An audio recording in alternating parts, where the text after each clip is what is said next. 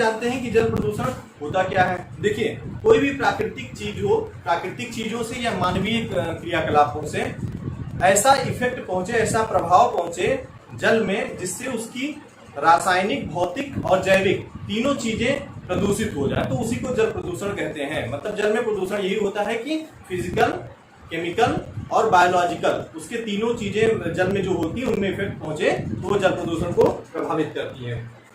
तो सबसे पहले बात करते हैं जल प्रदूषण के कारण कौन कौन से हो सकते हैं। तो आइए हम लोग देखते हैं, जैसे लोग जुड़ते जाएंगे तो लोग अपना कमेंट और लाइक और कमेंट करते जाएंगे। ठीक है, देख रहे हैं अभी कोई जुड़ा नहीं है, तो जैसे जुड़ रहे हैं आप लोग लाइक और कमेंट करते जाइएगा।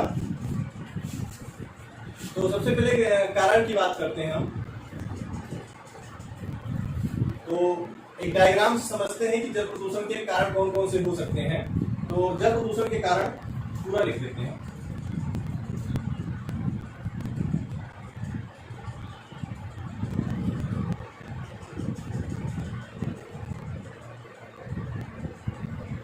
क्या क्या हो सकता है। तो देखिए, एक तो औद्योगिक अपशिष्ट हो सकता है, जो औद्योगिक रूप से जो भी चीजें, फैक्ट्रियां चलती हैं, वहां से जो अपशिष्ट निकलते हैं, तो औद्योगिक अपशिष्ट हो सकता है एक कारण। एक तो औद्योगिक अपशिष्ट हो सकता है, दूसरा रासायनिक कारण हो सकते हैं।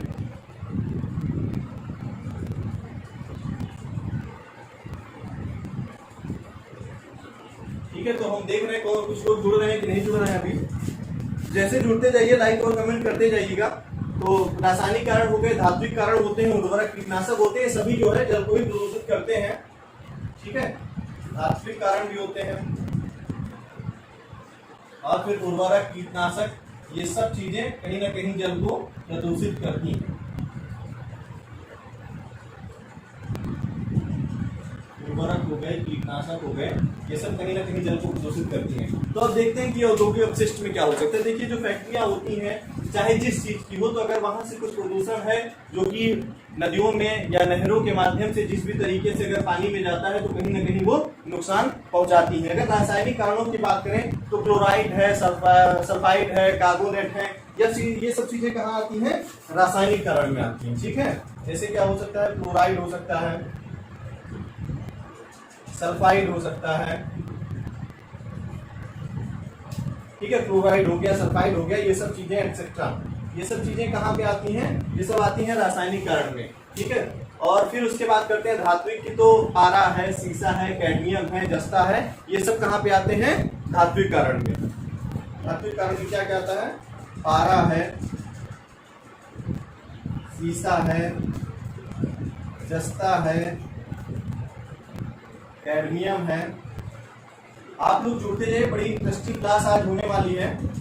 बहुत इंटरेस्टिंग क्लास होगी कि कैसे कैसे हम लोग ग्राफ के माध्यम से प्रदूषण को समझ सकते हैं, क्या होता है, कैसे होता है, इन चीजों के बारे में अच्छे से समझेंगे। तो जैसे आप लोग जुड़ते जाइए, लाइक और कमेंट करते जाइएगा, तो पता चलेगा कितने लोग जुड़ गए हैं। ठीक है, तो जल प्रदूषण के कारण जो हो सकते हैं, औद्योगिक अपशिष्ट हो सकता है, रासायनिक कारण में क्लोराइड है, सल्फाइड है, कार्बोनेट भी इसी में आता है, किसी भी चीज के कार्बोनेट हो।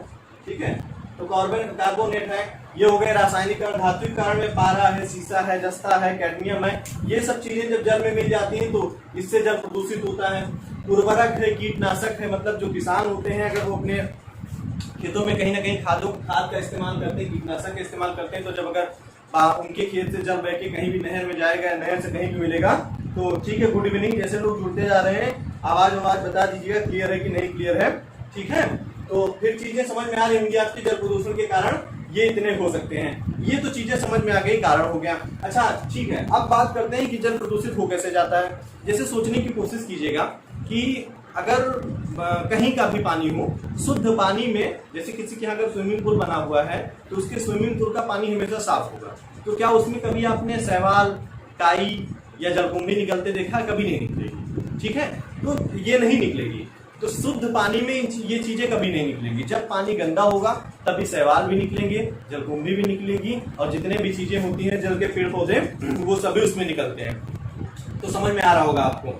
तो सीधी सी बात यह है कि जल जब प्रदूषित होगा तभी उसमें चीजें निकलेंगी। जब ये निकलेंगी तो ऑक्सीजन वो अपने पास मांगेगी, कुछ ऑक्सीजन ऐसे पहुंचेगी, जाल बिछा लेंगे, तो जो पेड़ पौधे होंगे वो, मतलब जल वाले, वो ऑक्सीजन को घेरेंगे, ऊपर ही रोक लेंगे, नीचे जो जीव जंतु होंगे वो मर जाएंगे। ऊपर जब जलकुंभी हो जाएगी, पानी कम करेगी, जाल बनाएगी, नीचे ऑक्सीजन नहीं जा पाएगी तो नीचे के जीव जंतु मर जाते हैं। तो इसलिए इन चीजों को, ठीक है, जैसे सब लोग जुड़ रहे हैं, गुड इवनिंग गुड इवनिंग, हाँ आवाज क्लियर है, ठीक है। तो ये सब चीजें क्या करती हैं कि नुकसान पहुंचाती हैं कहीं ना कहीं से। तो जो हमारी जैव विविधता है, मतलब जो बायोडाइवर्सिटी है, वो कहीं ना कहीं से उसमें अनियमितताएं आ जाती हैं और प्रॉब्लम्स क्रिएट होती हैं। अब हम समझते हैं, ये तो कारण हो गए, इसके बारे में अच्छे से पढ़ेंगे कि कौन कौन से रोग हो सकते हैं, किन चीजों से कौन से रोग होते हैं जो हमारे पेपर में आता है। लेकिन पहले ये समझना जरूरी है कि होता क्या है, ठीक है। तो फिर अब बात करते हैं कि आगे कैसे प्रदूषित होता है जल। तो एक जैसे उद्योगों के अपशिष्ट हैं या सीवेज है, मतलब जो भी पानी यहाँ से जाता है शहरों से, वाहित मल उसे हिंदी में बोल सकते हैं। तो वो क्या करते हैं, जल के पोषक तत्वों में वृद्धि करते हैं। सबसे पहले जो औद्योगिक अपशिष्ट होंगे या जो भी गंदगी होगी जब पानी में पहुंची तो क्या होगा, वहां के जो उसके पोषक तत्व होंगे उनको इंप्रूव करेंगे। इंप्रूव करने का मतलब जल तो स्वच्छ होगा तो उसमें उतनी चीजें नहीं होंगी, लेकिन जब ये चीजें जाएंगी तो उसमें खाद पानी सब बनाएंगी, है ना। तो उनके पोषक तत्वों की वृद्धि करते हैं। जब वृद्धि हो जाती है तो उसमें शैवाल, काई, जलकुंभी या जलीय पौधे जो भी होते हैं सब निकलना शुरू हो जाएंगे। जब ये निकलेंगे तो ये जल की सतह पर फैल जाएंगे। समझ में आ रहा है ना कि ये जल की सतह पर फैल जाएंगे। जब ये जल की सतह पर फैल जाएंगे तो ये ऑक्सीजन की कमी होने लगेगी नीचे, और जब ऑक्सीजन की कमी होगी तो नीचे जो जीव जंतु होंगे वो खत्म हो जाएंगे। तो जब वो खत्म होंगे तो जैव विविधता पे इफेक्ट पड़ेगा, यानी उनकी मृत्यु होगी और इसमें ह्रास होगा। जैसे आप लोग जुड़ रहे हैं, समझ में आ रहा होगा तो बहुत अच्छी बात है। वैसे मुझे पूरा विश्वास है आप लोगों के समझ में आ रहा है। तो अब हम चलते हैं आगे कि कैसे ये होता है। सबसे पहले हम अगर देखें तो वाहित मल हो गया, सीवेज यानी, ठीक है। और इसके अलावा दूसरी चीज हम रख लेते हैं औद्योगिक अपशिष्ट या उद्योगों के अपशिष्ट।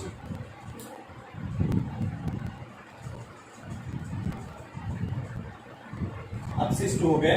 तो अब क्या होता है, इन सब से जब ये चीजें पानी में गई, ये चीजें जब पानी में गई तो ये क्या करेंगी, उनके जो पोषक तत्व होंगे उनमें वृद्धि कर देंगी। ये गई तो क्या करेंगी, जल के पोषक तत्वों में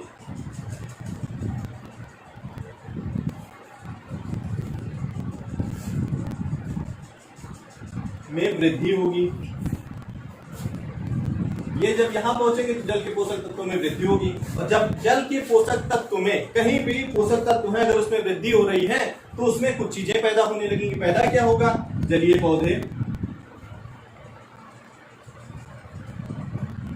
पौधे, शैवाल, ये सब चीजें इसमें पैदा होने लगी। जब ये इसमें आ गए तो ठीक है। अब जब इसमें ये पैदा होने लगी तो अब जब ये यहाँ पे आ गए, ये पैदा हो गई, तो सीधी सी बात है, ठीक है। आप लोग जुड़ रहे हैं, लाइक वाइक करते जाइएगा। तो जब इसमें आ गए तो क्या होगा कि ऑक्सीजन की कमी होने लगेगी, ऑक्सीजन की कमी होगी। अब जब ऑक्सीजन की कमी होगी तो जो इसमें जीव जंतु होंगे नीचे, इनकी मृत्यु हो जाएगी। और जब इनकी मृत्यु होगी तो जैव विविधता पे क्या होगा, जैव विविधता का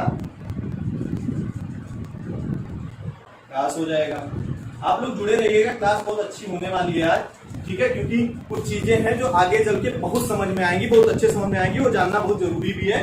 तो ये तो केवल आप ये स्ट्रक्चर आप समझते हुए चल रहे हैं कि कैसे कैसे क्या होता है। फिर आगे पॉइंट टू पॉइंट हम लोग नोट भी करते चलेंगे कि कहाँ पे क्या चीजें हमें समझनी है। तो अब यहाँ पे बात करते हैं वाहित मल की। वाहित मल या उद्योगों के अपशिष्ट जो होंगे, मैंने जैसे कि कहा कि अगर साफ पानी होगा तो उसमें कुछ नहीं पैदा होगा, किसी के स्विमिंग पूल में कभी जलकुंभी नहीं निकलती है, ठीक है। तो यहाँ से पहुंचे, जल के पोषक तत्वों में वृद्धि हो गई। जब ये चीजें जब वृद्धि हो गई तो उसमें पौधे शैवाल निकल आए। पौधे शैवाल निकले, ऑक्सीजन को खींचे, लेकिन अपने तक रोक लिए, नीचे नहीं जाने दिए। तो नीचे नहीं जाने दिए तो नीचे के जो जीव जंतु है उन पे इफेक्ट पहुंचा और वो क्या होंगे, वो मर जाएंगे। तो ये जैव विविधता का ह्रास हो जाएगा। मुझे लगता है इतनी चीजें हमें अच्छे से समझ में आ गई होंगी। अब इसके बाद जो मेन है वो है कि बीओडी क्या होता है, यानी बायोलॉजिकल ऑक्सीजन जो है, बायोलॉजिकल ऑक्सीजन डिमांड क्या होती है, ठीक है। जैव ऑक्सीजन मांग, जिसे हिंदी में बोलते हैं जैव ऑक्सीजन मांग क्या होती है। ऑक्सीजन की मांग जो अपशिष्ट की मात्रा बढ़ने से बढ़ जाती है, अपशिष्ट की मात्रा बढ़ने से ऑक्सीजन की मांग जब बढ़ जाती है तो उसी को बीओडी बोला जाता है। नहीं समझ में आया, अपशिष्ट की मात्रा बढ़ने से, जो भी अपशिष्ट होते हैं, ये जो अपशिष्ट हैं, इनके बढ़ने से ऑक्सीजन की मांग, जब अपशिष्ट बढ़ेंगे तो पानी के ऊपर जो पेड़ पौधे होंगे, जो भी निकलेंगे पानी में, तो वो क्या करेंगे, ऑक्सीजन की मांग ज्यादा करेंगे कि हमें और ऑक्सीजन चाहिए, लेकिन नीचे नहीं जाने देंगे, अपने तक रोक लेंगे। तो जब यही बढ़ती है तो उसी को जैव ऑक्सीजन मांग करते हैं। फिलहाल चलिए हम नोट करते चलते हैं एक चीजें करके।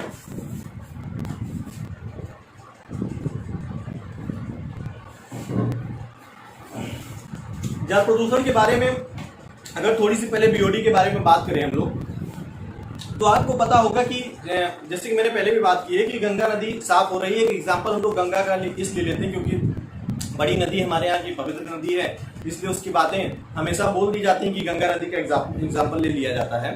तो क्या है कि जैसे गंगा नदी का पानी बहुत शुद्ध है, इसमें कोई दो राय नहीं है। अब तो और शुद्ध हो गया जब से लॉकडाउन हुआ था। फिर भी ये जो बीओडी की मैंने बात की, ये जब गंगा कानपुर से इलाहाबाद के बीच में जो होता है, कानपुर से इलाहाबाद के बीच में, तो इसमें गंगा की में बीओडी सबसे ज्यादा बढ़ती है। बीओडी बढ़ने का मतलब कि वो गंगा जैव ऑक्सीजन मांग यानी बायोलॉजिकल ऑक्सीजन डिमांड जो है उसकी वो बढ़ जाती है। वो कहती है हमें और चाहिए। बढ़ी क्यों? बढ़ी इसलिए क्योंकि कानपुर में बहुत फैक्ट्रियां हैं, उन्नाव में चमड़ा फैक्ट्रियां बहुत हैं, तो इनका जो अपशिष्ट है, इनके जो यहाँ की कूड़ा कचरा है, ये गिरते हैं नदियों में, गंगा में गिरा, तो जब गंगा में गिरेगा तो वो जल हो गया अपशिष्ट, ठीक है, खराब हुआ। तो जब खराब हुआ तो उसमें जो है बहुत चीजें निकलने लगी, तो जब निकली तो बोली कि हमें ऑक्सीजन अब चाहिए, तो ये ऑक्सीजन भी अपनी तरफ ज्यादा से ज्यादा खींचने लगती है। तो इसी तरीके से अगर हम इसकी बात करते हैं, तो अगर ये कहा जाए कि जहां पे अगर कभी पूछ लिया गया कि बीओडी के बढ़ने से, जैव ऑक्सीजन मांग के बढ़ने से जल में शुद्धता आती है या जल गंदा माना जाता है, तो जितना बीओडी ज्यादा होगा उतने समझ लिए पानी गंदा है। गंगा की अगर हम बात करते हैं तो ऐसा सच है, ऐसा माना भी जाता है कि अगर एक बोतल में पानी आप अपने घर के नल का रख लीजिए और एक बोतल गंगा नदी का पानी रख लीजिए, तो क्या होता है कि घर के पानी में कुछ दिन बाद कीड़े पड़ जाते हैं, लेकिन गंगा नदी के पानी में कीड़े नहीं पड़ते हैं। अब की बात अगर ना की जाए, अभी भी वो चीजें इफेक्ट में है। अगर यही पानी आप हरिद्वार से भर लीजिए, तो वहां से पानी भर लीजिए और अपने घर से नल का शुद्ध पानी भर लीजिए, उठा के एक बोतल में रख दीजिए, 2 महीने 4 महीने 6 महीने के लिए रख दीजिए। क्या होगा कि आपके घर वाले पानी में तो कीड़े पड़ जाएंगे छोटे छोटे, लेकिन गंगा नदी के पानी में नहीं पड़ेंगे। उसका रीजन सबसे बड़ा ये है कि जब वो हिमालय से उतरती है तो उसमें एक नहीं पता नहीं कितनी वॉइस में शायद कुछ प्रॉब्लम है क्या? ठीक है, सबको गुड मॉर्निंग। आरती ठाकुर, आकांक्षा सिंह, सुगंधा गौतम, प्रीति साहू, जितने भी लोग हैं सबको good evening, sorry good morning निकला मुझसे, सबको गुड इवनिंग। तो हम बात कर रहे थे गंगा की, तो गंगा नदी की जो बात कर रहे थे, तो क्या होता है कि हिमालय से जब गंगा नदी उतरती है तो हिमालय में ऐसा तो नहीं कहा जा सकता कि सबको सब जानकारी हम लोगों को नहीं है, लेकिन ये भी सच है कि सारी जड़ी बूटियों के बारे में हमको नहीं पता है वहां पे, क्योंकि इतना बड़ा भी जंगल है, वहां पे कितनी जड़ी बूटियां किसी को नहीं पता है। तो उसी रास्ते से गंगा ऐसा तो नहीं एक धारा में निकल आती है, ना जाने कितनी धारा मिलके आती है, तो यहाँ नीचे आके मिल जाती है, सब एक होके गंगा हो जाती है। तो ऊपर जितनी भी धाराएं पूरे हिमालय से बहते हुए आती है। देखिए फिल्ट्रेशन तो बहुत अच्छा होता है। फिल्ट्रेशन का मतलब वो आप कुछ लोग जानते होंगे, जब पानी को फिल्टर करो तभी शुद्ध होता है। तो जब ऊपर से गिरेगी पहाड़ों पर से, तो जब ऐसे ऐसे परत दर परत गिरते हुए आएगी तो सीधी सी बात है फिल्टर होगा। एक तो सफाई ये हो गई, दूसरी जब बहती है तो रास्ते में उसके न जाने कितनी जड़ी बूटियां मिलती हैं जो पानी में मिलती चली जाती है, जिसके बारे में किसी को जानकारी नहीं होती है। तो ये सब चीजें जो मिक्स हो जाती है, जिसकी एक बहुत बड़ी वजह है कि गंगा के पानी में कभी कीड़े नहीं पड़ते हैं, और उसको कीड़े नहीं पड़ते हैं, हमेशा शुद्ध होता है। और पवित्र भी गंगा इसीलिए मानी जाती है कि बहुत ही पवित्र नदी है। तो चलिए हो गई छोटी सी बात, क्योंकि जल प्रदूषण की हम लोग बात कर रहे थे, तो मुझे लगता है कि ये चीजें दोनों आपके बहुत अच्छे समझ में आ गई होंगी। अब हम लोग बात करते हैं कि बीओडी कैसे नापा जाता है, क्या होता है, उसके बारे में थोड़ी बहुत चीजें समझ ली जाए। देख लें कमेंट आपके कुछ ठीक है, सब सही चल रहा है। तो अब बात करते हैं बीओडी के बारे में। फिर उसके बाद हम लोग जितने भी पॉइंट टू पॉइंट हमारे क्वेश्चन बनते हैं इससे रिलेटेड, जल प्रदूषण से रिलेटेड या भी प्रदूषण में जो हमने कल वायु प्रदूषण बना उसके बारे में भी बात करेंगे कि आज जल से कितने क्वेश्चन बन सकते हैं। कल वायु की तो बात हो ही गई है। तो अब बात करते हैं हम BOD.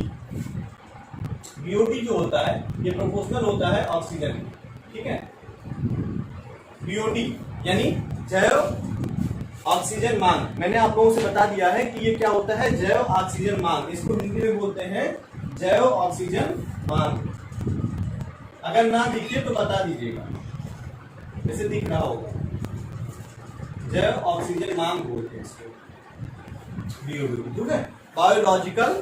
Biological oxygen demand English में बोलते हैं। तो ये हो गया बीओडी और ये हो गया, सॉरी ये O2 नहीं होता है, ये होता है DO यानी डिसॉल्व ऑक्सीजन, सॉरी DO होता है।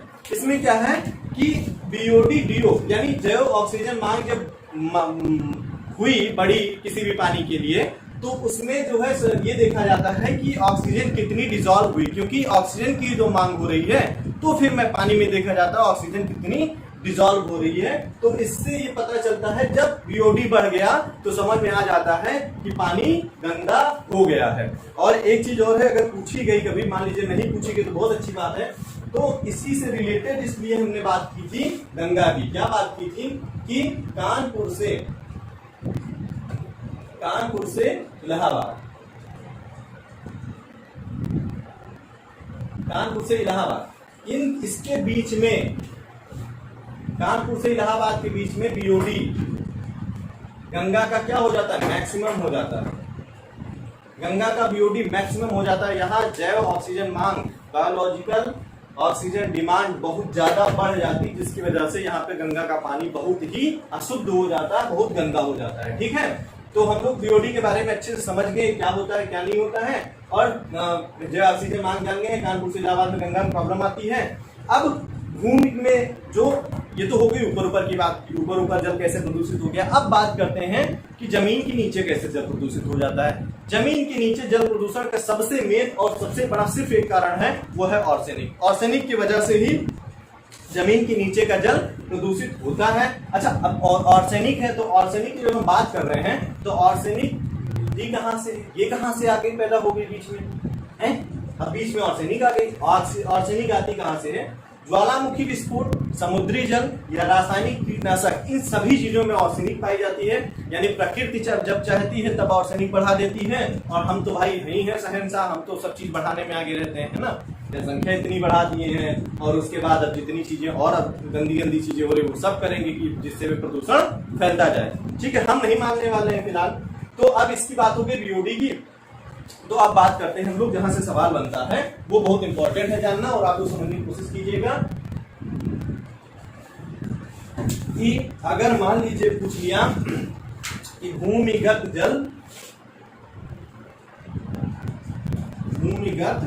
जल सबसे ज्यादा प्रदूषित होता है,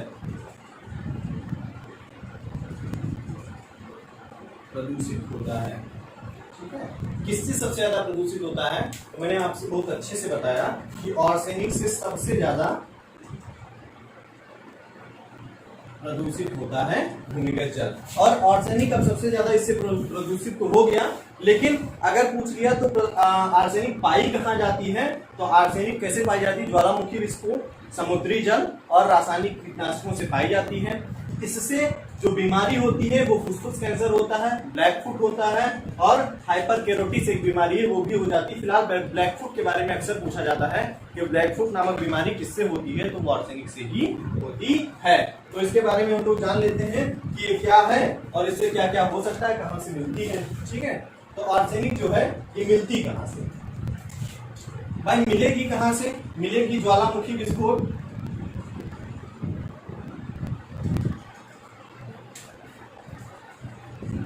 ज्वालामुखी विस्फोट से मिलेगी, शायद वो ब्लू वाला ना दिखे, ज्वालामुखी विस्फोट से मिलेगी, समुद्री जल से मिलेगी,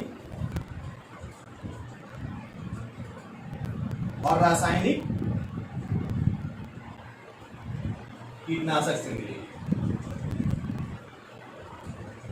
इन जगहों से आर्सेनिक हमको मिलेगी। इससे बीमारी क्या क्या होगी? तो ये बहुत ही अच्छी, बहुत ही फेमस जो कि पूछी जाती है, बीमारी तो कोई अच्छी नहीं होती है लेकिन हमारे सवाल में पूछी जाती है, इसलिए बहुत अच्छी बीमारी है भाई। तो कौन सी बीमारी है? ब्लैक फुट,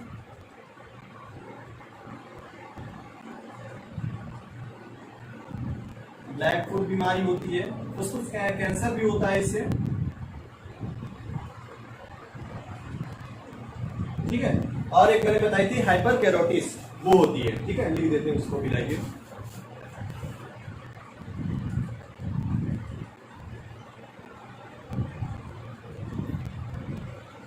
केरोटिस, ये इतनी बीमारियां जो हैं ये हो जाती हैं आर्सेनिक से। तो इसके बारे में पूछ लेता है कभी कभी, जब सबसे इंपॉर्टेंट जो है वो क्या है, ब्लैक फुट के बारे में पूछता है कि ब्लैक फुट किससे होता है, तो वो होता है आर्सेनिक से। ठीक है, तो अब जो है एक सवाल जो बनता है आर्सेनिक से रिलेटेड, देखिए आर्सेनिक से रिलेटेड कहां से मिलती है वो जान गए आप, कौन कौन सी बीमारी वो जान गए। अब एक सवाल जो बनता है आर्सेनिक से, वो पूछता है कि भारत में कौन सा राज्य सबसे ज्यादा आर्सेनिक से प्रभावित है। ठीक है, तो सबसे ज्यादा भारत में जो आर्सेनिक से प्रभावित राज्य है वो कौन सा है, आइए हम लोग देखते हैं।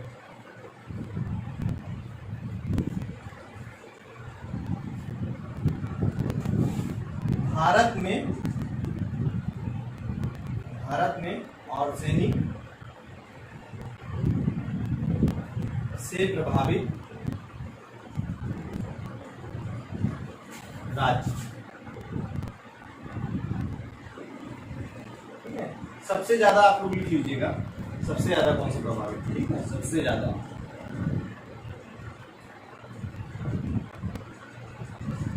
वो है पश्चिम बंगाल। पश्चिम बंगाल राज्य जो है भारत का, वो आर्सेनिक से सबसे ज्यादा प्रभावित राज्य है। कि आर्सेनिक से बीमारियां जो हो रही हैं वो तो ठीक है, लेकिन भारत में जो सबसे ज्यादा प्रभावित राज्य है वो आर्सेनिक है। ठीक है, आप ये समझिए एक आंकड़ा है छोटा सा क्या है कि जल प्रदूषण इतना घातक है कि इससे लोगों की डेथ हो रही है वो बहुत ज्यादा हो रही है। नो डाउट चाइना जैसी कंट्री में लाखों में लोग मर जा रहे हैं केवल जल प्रदूषण से। ठीक है, तो 500, 1000, 2000, 4000, 10,000 तो पता नहीं कितने भारत में मरे जा रहे हैं जो कि जल प्रदूषण से मर रहे हैं, जिनको पानी शुद्ध न मिलने की वजह से हो रहा है। जल की प्रदूषण, हमारे यहाँ पानी है, ये सच है कि हमारे उत्तर भारत के उत्तरी क्षेत्र में पानी मतलब भर का पाया जाता है, तो हम लोग क्या करते हैं ना कि पानी की कोई कीमत नहीं समझते हैं। कुछ नहीं हुआ तो जहां मन हुआ एक बाल्टी जरूरत है 2 बाल्टी यूज करेंगे। ठीक है, तो लेकिन यही जल प्रदूषण है। कुछ जगह पे है जैसे महाराष्ट्र, गुजरात जैसे राज्य है, वहां पे पानी की बहुत कमी है और उनसे पूछिए जब 10 किलोमीटर दूर सुबह इसलिए उठ के जल्दी जाते हैं दोपहर में, ताकि वो ये सोच के निकलते हैं घर से 10 बजे 11 बजे कि पानी लेके आने में शाम को रात ना हो, उससे पहले घर पहुंच जाए। तो ये पानी की कमी है। फिलहाल हमारे पास पानी है तो उसको हम प्रदूषित करने में लगे पड़े हैं कि पानी है तो उसको कम क्यों ना किया जाए। तो बीओडी समझ में आ गया, आर्सेनिक के बारे में समझ में आ गया आपके अच्छे से। और फ्लोराइड एक और चीज होती है जो कि जल में पाई जाती है, तो फ्लोराइड से जो कुछ रोग होते हैं वो उनके बारे में बात कर लेते हैं। फिर एस्बेस्टॉस से कौन से रोग हो सकते हैं, पारा से क्या हो सकते हैं, ये सब पानी में ही पाया जाता है। इनसे रिलेटेड चीजें नोट कर लेते हैं। फिर मुझे लगता है जल प्रदूषण टॉपिक मुझे आप लोगों को अगर कुछ ना समझ में आ रहा हो तो आप लोग क्वेश्चन कर सकते हैं मुझसे। कमेंट देख रहे हैं हम कि किसी का कुछ आया हो। ठीक है, मुझे लगता है सबकी चीजें समझ में आ रही हैं। तो जल प्रदूषण से ज्यादा सवाल बनते जो हैं बस वो अब हम लोग नोट कर लेंगे, वहीं से सवाल बनेंगे, उससे ज्यादा कुछ बनेगा नहीं कि हाँ बहुत ज्यादा डीप जाए आपसे कि पीएचडी करनी मुझे जल प्रदूषण से, ऐसा कुछ है नहीं। तो सबसे बड़ी बात है कि फ्लोराइड से क्या होता है। दूसरी चीज है पारा से क्या होता है, आप लोग शायद कुछ चीजें पता भी होंगी, है ना। कुछ कमेंट आ रहे हैं नहीं, चलिए ठीक है, सवाल पूछने से ही शायद कमेंट आते हैं। चलिए बता दीजिए आप लोग फिर कि उससे नाइट्रेट से कौन सा रोग होता है, वो हम नहीं बताएंगे ताकि कमेंट तो आए। नाइट्रेट से कौन सा रोग होता है, नाइट्रेट जो होता है उससे कौन सा रोग होता है आप लोग बताएंगे। बाकी फ्लोराइड से क्या होता है, पारा से क्या होता है, एस्बेस्टॉस से क्या होता है, ये सब चीजें हम बता देंगे।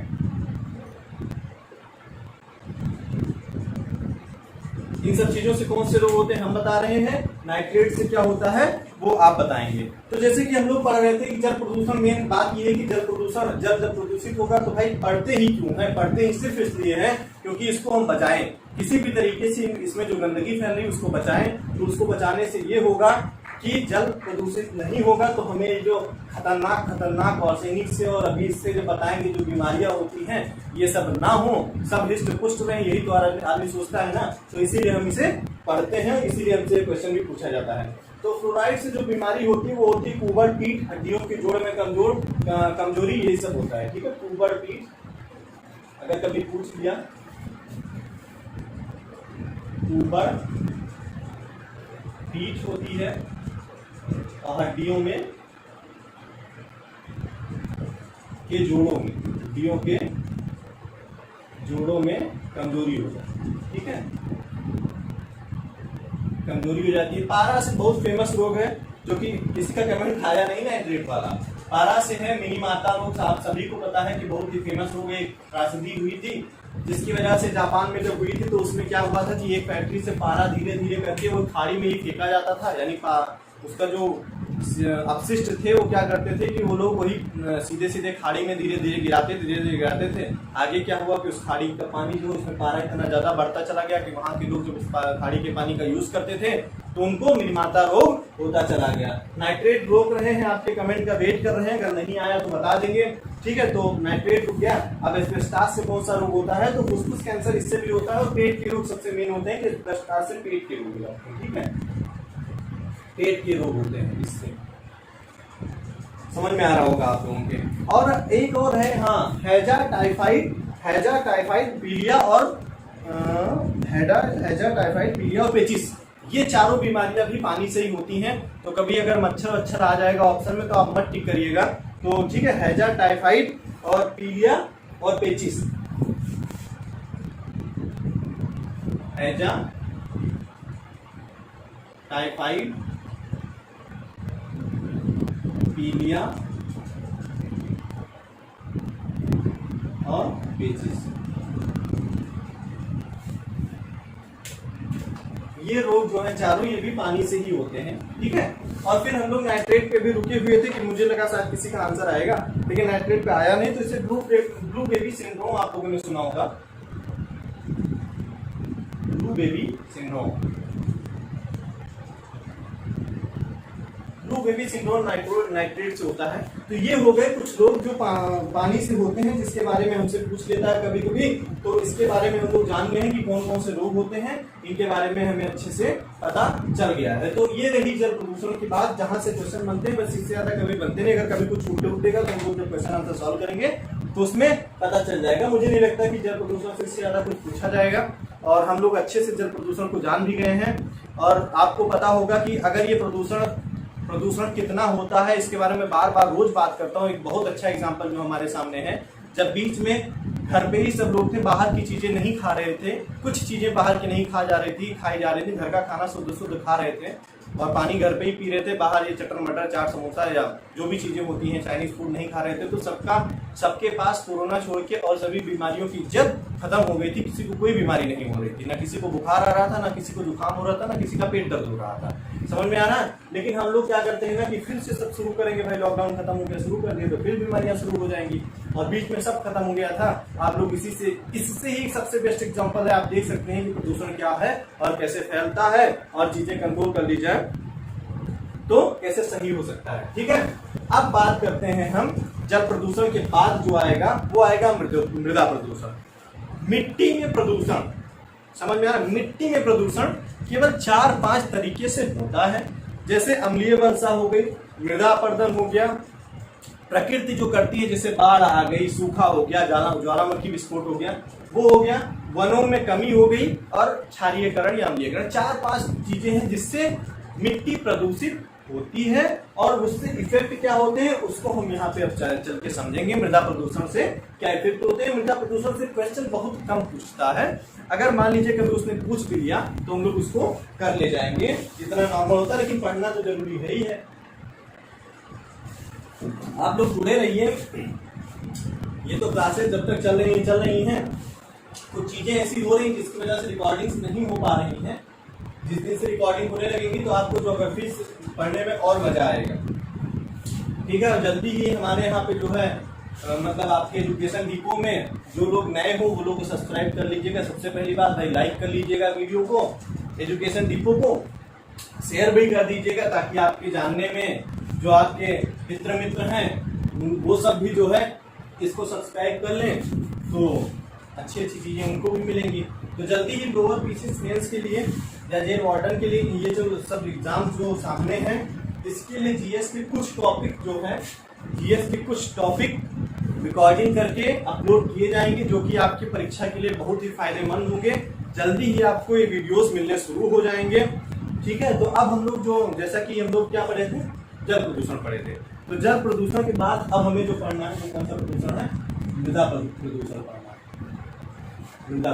ठीक है, जल प्रदूषण के बाद हमें जो पढ़ना है सॉइल पोल्यूशन पढ़ना है, यानी मृदा प्रदूषण पढ़ना है। तो अब मृदा प्रदूषण के बारे में हम ये पढ़ेंगे कि कितनी तरीके से हो सकता है और फिर वो कितनी जगह इफेक्ट करता है। तो चलिए आगे पढ़ते हैं मृदा प्रदूषण क्या है। मृदा प्रदूषण ये हो कितने से तरीके से सकता है। मृदा प्रदूषण जो है देखिए प्राकृतिक होता है। प्राकृतिक कैसे होगा, इसमें ज्वालामुखी विस्फोट एक मेन कारण है। ज्वालामुखी विस्फोट हो गया, या बाढ़ आ गई, या सूखा पड़ गया, इन चीजों को एक एक करके समझेंगे अभी हम, तो इससे होगा। ठीक है, और अम्लीयकरण क्षारीयकरण एक वजह है। अम्लीयकरण और क्षारीयकरण एक वजह है। ग्राफिकल आप लोग पढ़े, समझ में अच्छे से आएगा। अम्लीयकरण क्षारीयकरण एक वजह है। वनों में कमी है, मृदा अपरदन है। ठीक है, वनों में कमी एक दूसरे से सभी रिलेटेड है, अभी देख रहे हैं। और मृदा अपरदन,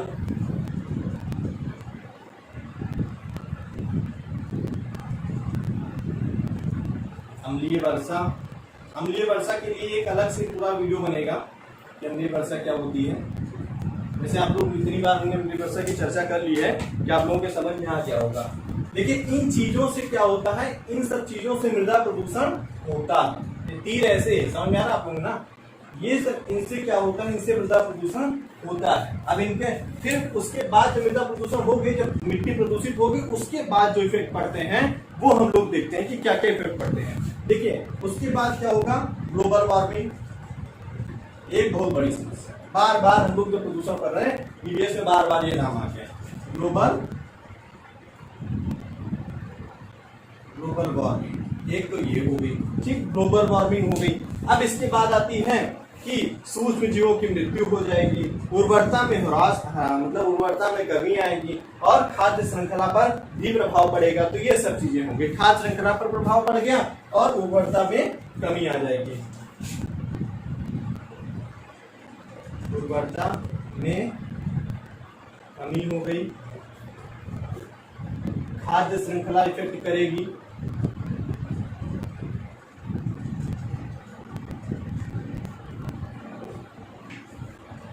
खाद्य श्रृंखला में प्रभाव होगा। ठीक है, और क्या हो गया, ग्लोबल वार्मिंग हो गई, उर्वरता में कमी हो गई, खाद्य श्रृंखला प्रभाव हो गया, सूक्ष्म जीवों की मृत्यु भूल गए तो हो गया। आप लोग लिख लीजिएगा कहीं यहीं पे।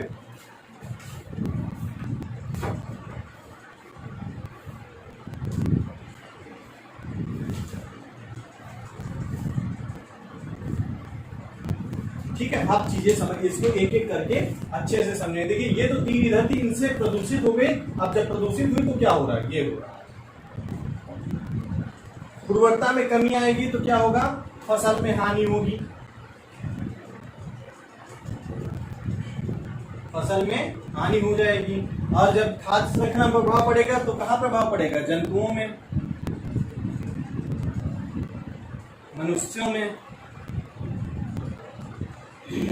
तो आप चीजें समझते हैं कि क्या है मृदा प्रदूषण। ठीक है, देखिए मृदा प्रदूषण प्राकृतिक वजह, एक प्राकृतिक वजह क्या है, ज्वालामुखी विस्फोट हो गया, या बाढ़ हुई, सूखा हो। देखिए बाढ़ से क्या होता है कि बाढ़ एक ऐसी चीज है, कभी कभी मृदा को तो ये प्रदूषित करके चली जाती है और कभी कभी उर्वरक बना के चली जाती है। कभी कभी क्या होता है कि बाढ़ में जब नदियां बढ़ती है तो अपने साथ लाई हुई मिट्टी जब छोड़ देती है तो मिट्टी बड़ी उपजाऊ होती है, लेकिन उससे ज्यादा क्या होता है, बाढ़ से नुकसान भी होता है। पता नहीं क्या क्या लाके छोड़ देती है, जिसकी वजह से मिट्टी प्रदूषित हो जाती है। सूखा और ज्वालामुखी विस्फोट है, जहां ज्वालामुखी विस्फोट होगा, सीधी सी बात, लावा निकलेंगे तो वहां पे उसके आसपास जो धूल के कण होंगे, ऐसी बेकार चीजें होंगी जिसकी वजह से मिट्टी प्रदूषित हो जाएगी।